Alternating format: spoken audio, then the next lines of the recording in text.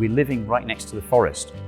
And so we have many baboons. And I would pick a stone up like this, and I'm aiming at it and throwing it, and they're just turning to me to look to see if I'm going to throw it. If I don't throw it, they just nonchalantly walk away. But some wait until I actually throw the stone. And then they turn around, and I think they're probably saying to themselves, "Ha ha, you missed me again."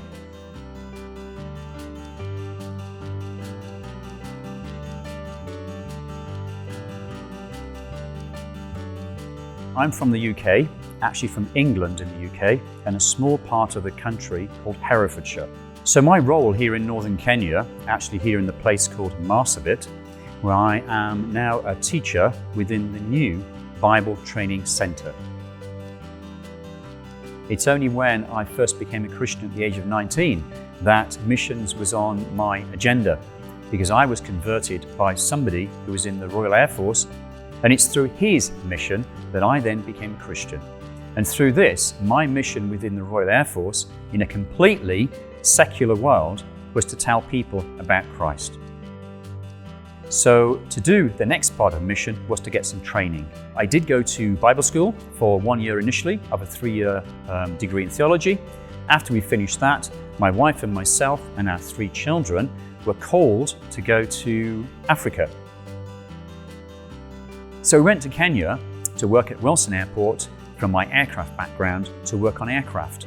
And so that's what I did for 2 years. So that was our first employment with AIM, and that was in September of 1994. We'd finished that particular work, we'd accomplished the task that we were to do, and my principal back at Bible College said, "Alan, come and finish your degree." So I finished the degree in theology, but then I became a teacher for 20 years. After those 20 years, now what are we going to do? Let's go into semi-retirement, and there was an opening to investigate the possibility of starting up a new Bible training facility in northern Kenya. Initially, my wife Pauline said, "No, it's too far, they don't have water, they haven't got proper roads," but yet still was at the back of our heart's decision was that people here need training because they cannot afford it and they cannot venture out all the way to Nairobi, 8 hours away.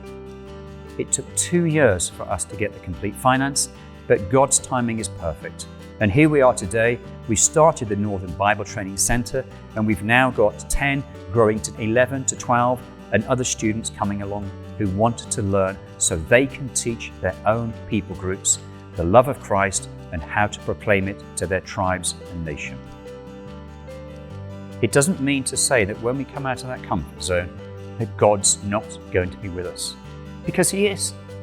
And God will give us the strength, the ability, the knowledge, the understanding, and He equips us, because that is the promise that God gives us.